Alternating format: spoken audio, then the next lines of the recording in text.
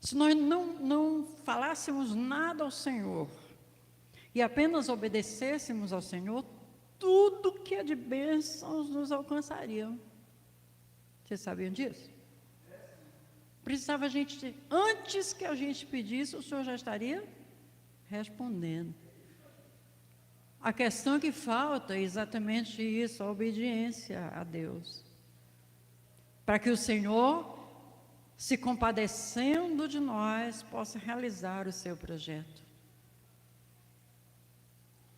O Senhor, Ele conhece o que está no mais profundo dos nossos corações. Ele sonda o nosso interior. Ele sabe o profundo e o escondido.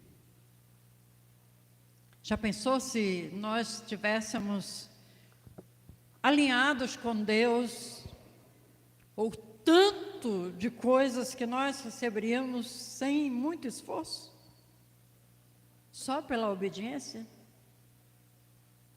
Mas falta obediência, falta consagração, falta vigilância, falta santificação, e a Bíblia diz: sem santificação ninguém verá o Senhor.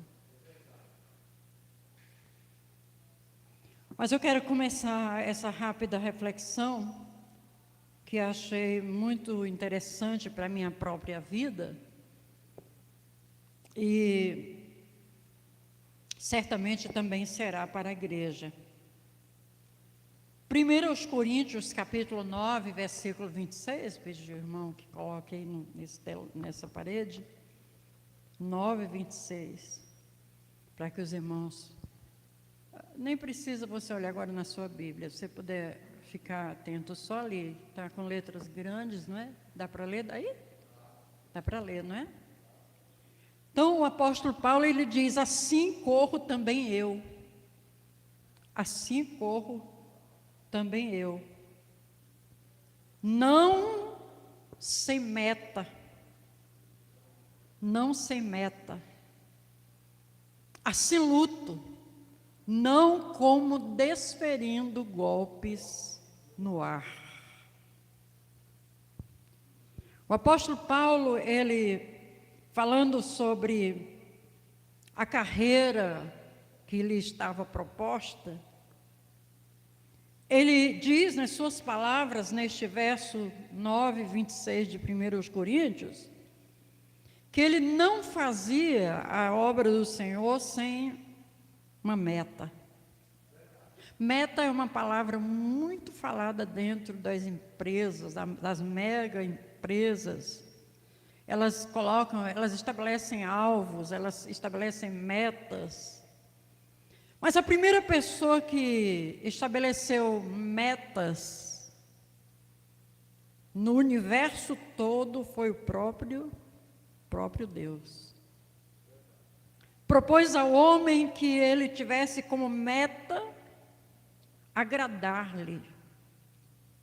Lá no Éden, o Senhor colocou um desafio a Adão e a Eva, e a meta era que eles fossem obedientes e não comessem do fruto que era proibido de ser comido. Eles não alcançaram a meta, não foram aprovados, foram retirados de dentro do jardim, colocados para fora.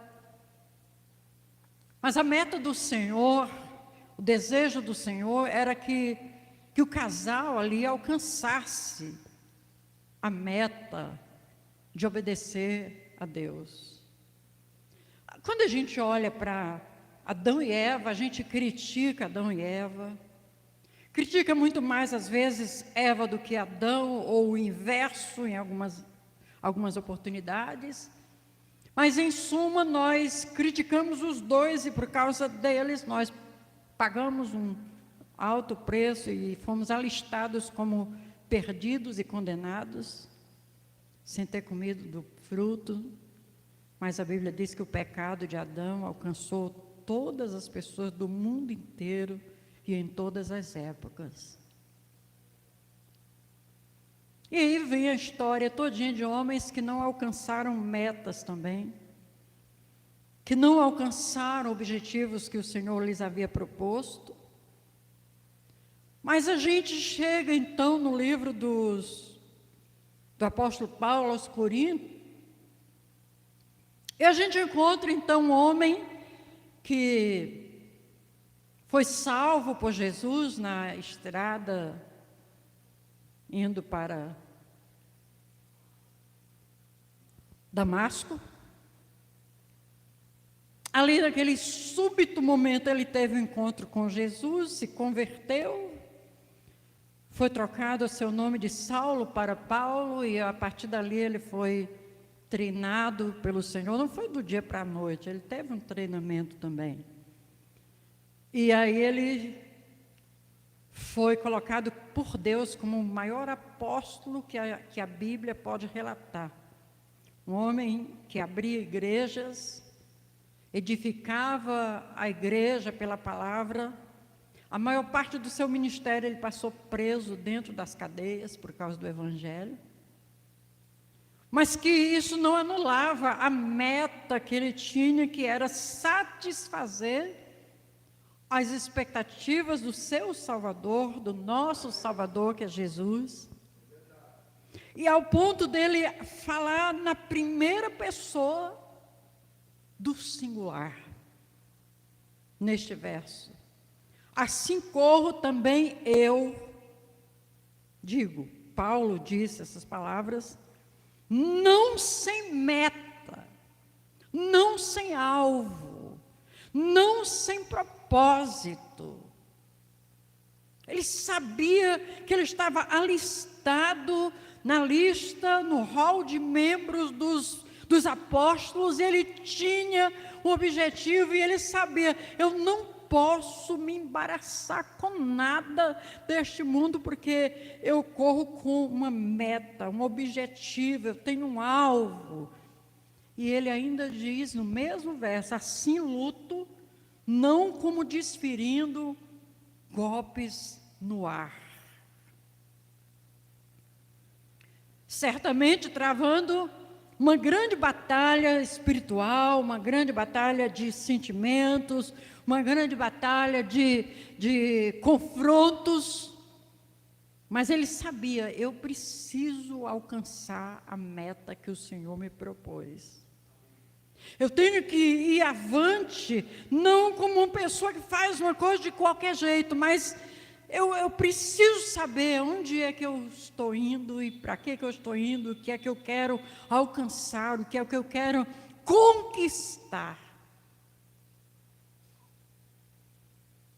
E eu fiquei pensando se todos os crentes que eu conheço, eu nem falo fora os que eu não conheço, estão correndo com meta.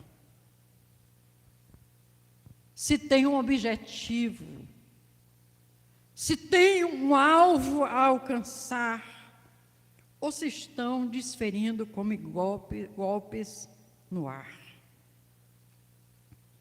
Se a gente não tem metas pessoais, se a gente não tem metas profissionais, se a gente não tem metas no ministério, se a gente não tem metas como líderes que lideram pessoas que também às vezes não têm metas, e a gente vê se a gente consegue colocá-las no caminho, e a gente sabe como isso é tão trabalhoso. Mas no mínimo que a gente tenha metas.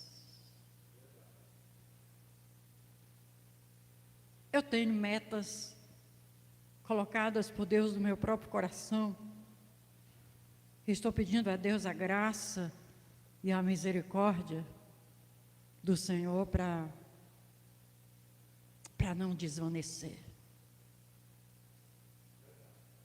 Eu tenho metas com relação à minha linguagem, ao meu falar.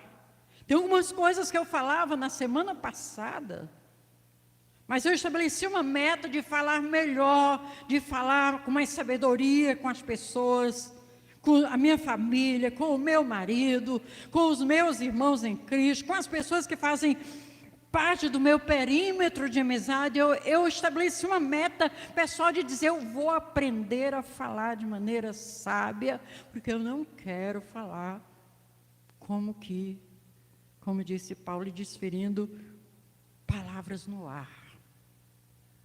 Não é fácil, porque nós somos inclinados às nossas emoções, aos nossos sentimentos, e a gente se pega quase saindo da meta, mas dá uma voltada e se coloca de novo no lugar que é devido. E nós que estamos no caminho do Senhor, que já aceitamos a Jesus como nosso Salvador, nós devemos permanecer focados na meta principal, que é permanecer no caminho até o fim. Não desistindo de Jesus, não desistindo do projeto do Senhor, não desistindo daquilo que Ele nos propôs a fazer, em hipótese nenhuma, por nada e nem por ninguém, porque se nós fracassarmos, nós também perderemos o nosso alvo e ficaremos perdidos pelo caminho. Não é porque Deus é bom que vai salvar a gente se a gente se afastar. Se a gente deixar o coração da gente desfocar da meta, a gente vai perder o mais precioso presente, que é a nossa salvação. Paulo disse: eu corro também. Não, ele usou no negativo, não sem meta. A gente coloca no positivo, então, com meta. Qual é a meta que você tem estabelecido, ou que Deus colocou diante de você, e que você está perseguindo alcançar? Ou está acomodado? Está tudo bem. Não acho que está tudo bem.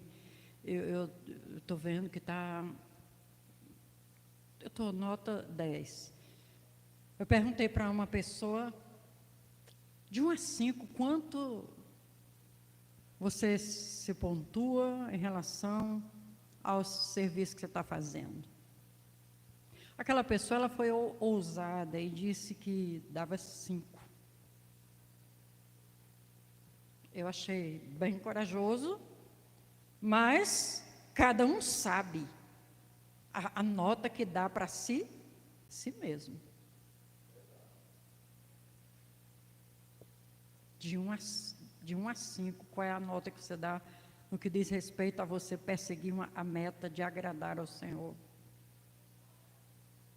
Aí é com você. Quem sou eu para julgar qualquer pessoa? O tema da nossa reflexão é cuidado com a distração.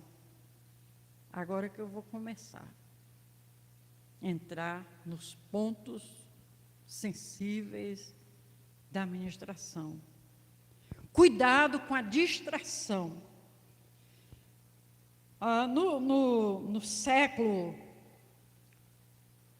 No primeiro século, as competições aconteciam. Sempre houve competição no mundo. E os atletas, eles eram obrigados, por estabelecimento da organização das competições, que eles tinham que ficar em uma faixa da pista. Não podia sair. Então, se saísse, já era desqualificado. A ideia, ao colocar essa faixa para o atleta correr em cima daquela faixa, era de que nenhum deles saísse, ou que também não invadisse a faixa do outro. Então, 10 listas, 10 atletas, cada um em cima da sua lista para correr.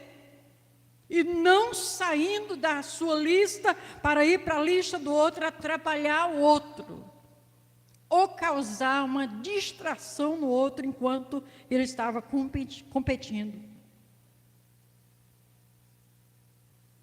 Então, é preciso ter muita atenção quando a gente está no caminho do Senhor. Eu, às vezes, Às vezes, e muitas vezes, eu vejo coisas rapidamente, comportamentos, palavras, atitudes, coisas comprometedoras, coisas mais simples. E se eu vejo que tem alguma coisa que compromete alguém, na maioria das vezes eu procuro alertar ou as pessoas, ou a pessoa, ou a outra pessoa, justamente porque ali pode ser uma proposta para distração e a pessoa sair do alvo que está proposto pelo Senhor. Nós estamos numa corrida. Sim ou não? Nós estamos numa corrida e a nossa competição não é contra outros cristãos. Isto é, se alguém não quiser chamar a nossa atenção para que nós percamos o alvo e nos distanciemos da meta. E eu me lembro de uma palavra que está escrita na Bíblia, que diz que os piores inimigos são os da nossa própria casa. Pode ser que alguém das nossas próprias casas, nossas próprias famílias, possam querer que nós nos distraiamos, que nós fiquemos desapercebidos da meta e queiram nos tirar do alvo. Cuidado. Eu sempre disse, eu disse desde os primeiros dias da minha conversão, para meu pai, para minha mãe, para os meus irmãos, para os meus amigos, olhe, eu não faço concessão a ninguém, porque eu tenho um compromisso com Jesus. Não me proponha nada que queira me distanciar do Senhor, porque pode ser que por isso você perca a minha amizade. Porque em linha de amizade, de prioridades, quem encabeça a lista é o Senhor. Se você fizer isso, o próprio Deus, Ele vai honrar você. Ele vai fazer você vencedor. O objetivo nessa corrida, nessa carreira cristã, não é vencer sendo mais rápido do que o outro. Achei interessante essa frase. O objetivo é vencer as más influências que podem querer nos empatar de alcançar as metas. Você não é uma pessoa que não tem o Espírito Santo. Você não é uma criança na fé. Então você tem que ter a perspicácia, no sentido bom, a audácia, a esperteza para saber se alguém está lhe influenciando para você sair do seu foco, tirar os olhos do alvo que você tem e você não alcançar a sua meta. Não faça distinção. Porque é fulano, porque é beltrano, porque é cicrano, que é meu amigo, é da minha família, meu pai, minha mãe, meu tio, meu avô. Não tem isso. As contas que nós temos que prestar a Deus serão prestadas por cada um de nós de forma individual e não coletiva. Cada um vai dar conta de si mesmo a Deus. O Senhor não vai chamar 3, 4, 5 pessoas do mesmo tempo, não é um de cada vez. A Bíblia diz que todos haverão de comparecer diante do tribunal de Cristo e cada um dará conta do que fez, bem ou mal. Então, cuidado com a distração para que não atrapalhe você alcançar a sua meta. Amém, queridos? Algumas pessoas, quando nós as esforçamos para que alcancem as metas estabelecidas pelo Senhor, elas tentam justificar que eu estou indo mais devagar por causa de alguém, por causa de uma pessoa que eu tenho que fazer companhia. Tem coisa que a gente tem que fazer companhia, mas tem coisa que a gente segue e eu vou seguindo aqui. Hoje eu faço caminhadas, e eu e meu esposo, mas ele anda mais rápido do que eu. E eu sei o meu limite máximo. Então tem horas que eu digo, pode ir. Lá mais para frente a gente se encontra, porque ele tem a meta da caminhada, da velocidade, eu tenho aqui, eu alcanço, mas também é a minha meta. Então eu não quero que ele diga que ele anda devagar por causa de mim, nem que eu ando devagar por causa de alguém, não, porque cada um de nós tem uma convocação da parte do Senhor. Coloquemos isso no espiritual e vai dar tudo certo, a gente vai entender direitinho. Amém, queridos? Você não deve se preocupar com o fato de haver pessoas correndo atrás ou na frente. Você tem que se preocupar com o que você está fazendo. O que é que você está fazendo? O que é que você quer fazer para o Senhor? Olha, se a gente for depender de fazer para o Senhor, querendo 100% de nivelar a velocidade de todo mundo, nós não vamos alcançar. Por isso que o Senhor, na sua sabedoria, disse, olha, cada um vai dar conta de si mesmo. Então o esforço é individual. Às vezes a gente junta as forças, mas tem hora que você tem que partir sozinho, dar uma arrancada sozinho. Contanto que você não perca o alvo, a meta.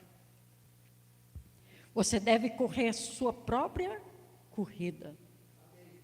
Deus não nos chamou para corrermos a corrida dos outros. Correr as nossas próprias corridas. Se a gente conseguir um companheiro que alcance a mesma meta, que queira também, que eu estou nessa mesma visão, amém. Amém, isso já é um lucro, já é uma coisa maravilhosa. Mas você pensa que Paulo, todos os companheiros de Paulo estavam do mesmo jeito que ele? Não. Alguns eram mais devagar, outros eram mais rápidos, outros mais lentos, outros queriam, outros não. Havia os contrapontos. Mas Paulo disse, assim corro também eu, não sem meta. Eu sou um homem que tem metas. E eu não estou aqui para ficar gastando força, jogando murros no ar. Eu tenho um propósito. Eu tenho um chamado. Abra sua Bíblia no livro de João, no capítulo 21 de novo. A gente já leu isso aqui no início, mas vamos para lá de novo. João, capítulo 21. Nós encontramos aqui um homem chamado Pedro, que havia se embaraçado lá, negando conhecer Jesus, embora fosse um dos discípulos,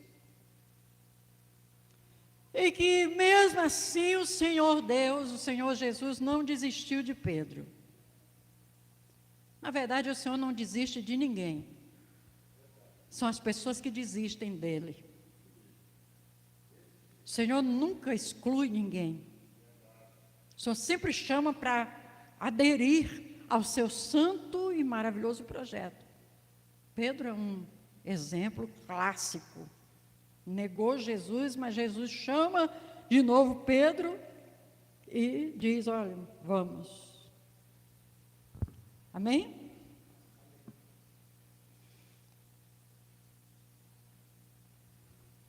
Lê aqui essa parte. Versículo 20. Eu levo 20, 21, 22. Aqui, quando Pedro é interrogado por Jesus, esse texto a gente acabou de ler no início, uma conversa muito séria que Jesus teve com Pedro, perguntando 3 vezes se Pedro o amava. Pedro dá uma titubeada, diz que o Senhor sabe, mas não afirma categoricamente que amava. Diz, mas o Senhor conhece o coração de quem ama Ele e quem não ama. Na verdade, dizer que ama Jesus não é tudo para Jesus.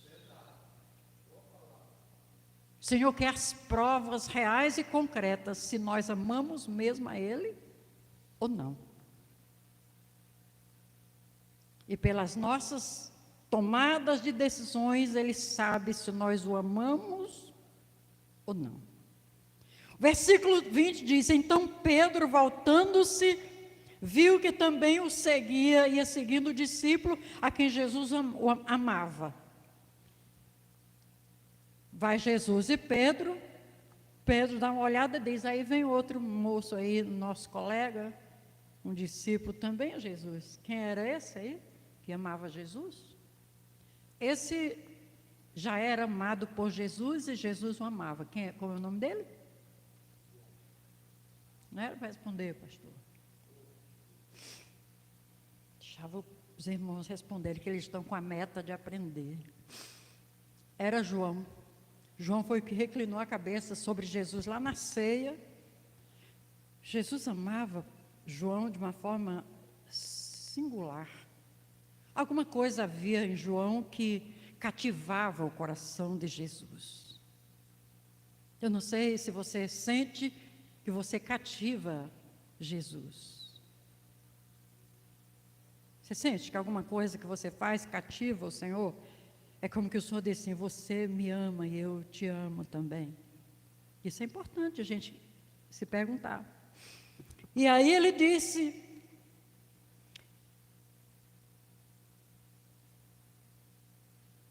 versículo 21. Pedro pergunta a Jesus. Jesus havia perguntado tanta coisa a Pedro. Pedro com aquele jeito dele, mesmo assim integrado com Jesus ali do lado. É um exemplo para nós de arrependimento também, quando negou Jesus. E quanto a este? Está perguntando sobre João, e Jesus respondeu: se eu quero que ele permaneça até que eu venha, o que você tem a ver com a história? Eu acabei de conversar com você, se você me amava, agora você vem com perguntas para mim dessa natureza? Sabe quando a coisa já vai entrando para um outro ângulo, para um outro aspecto? E Jesus diz a ele: olha, eu estou respondendo para você, o que você quer saber? O que importa você saber se ele vai permanecer comigo até que eu venha? Eu quero saber se você está, Pedro, disposto a me seguir. Ou se você vai ficar distraído como você ficou lá quando estava me negando.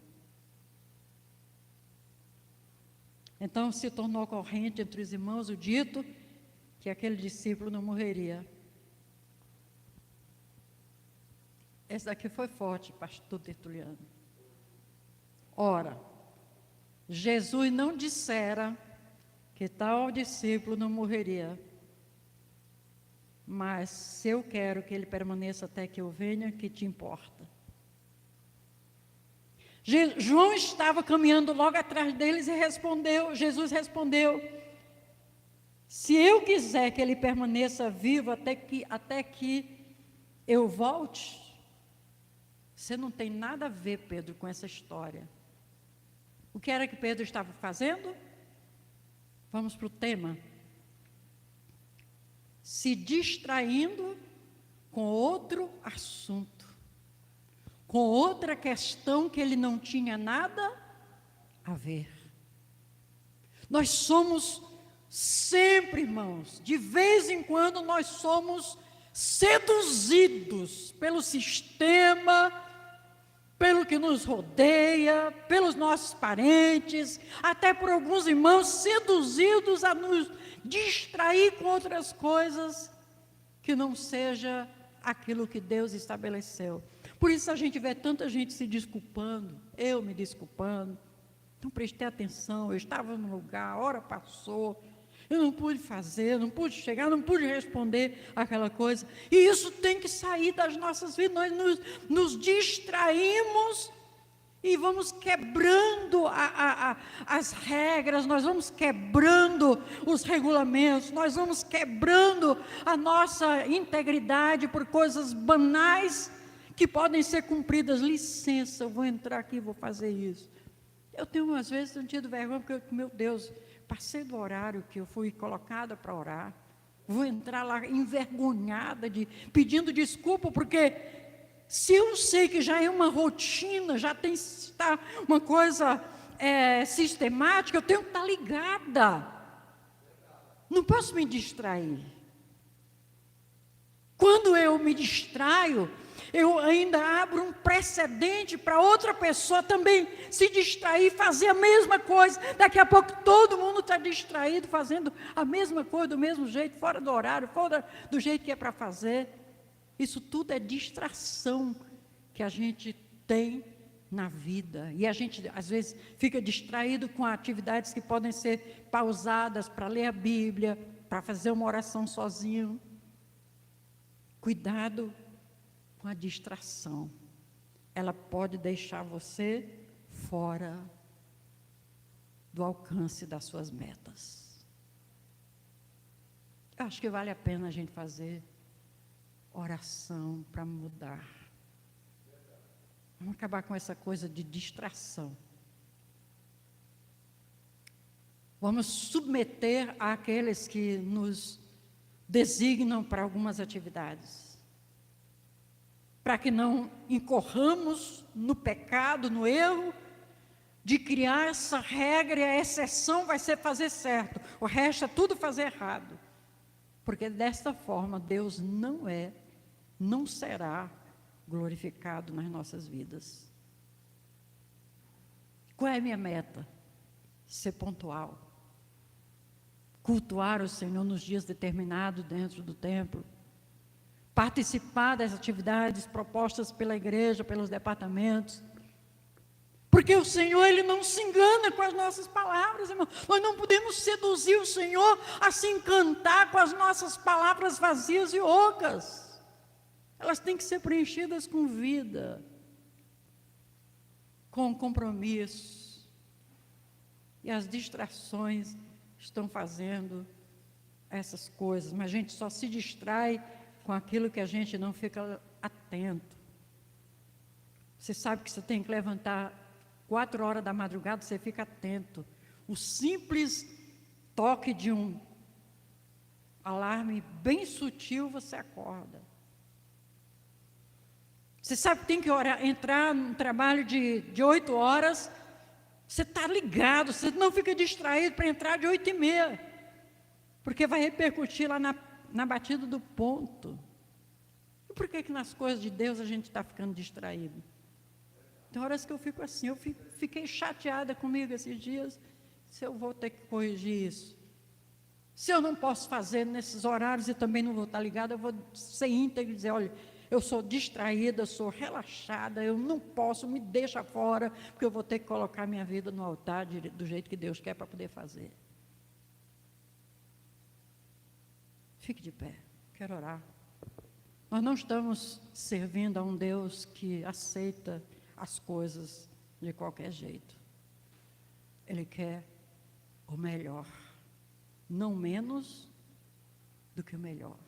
Vou convidar o irmão Aeroaldo para ele trazer a oração final e depois também fazer a divulgação do nosso trabalho. E me perdoe pelas vezes que eu fui distraída, insubmissa aos horários estabelecidos para mim. Eu me retrato aqui publicamente, porque a oração é coisa séria. Amém.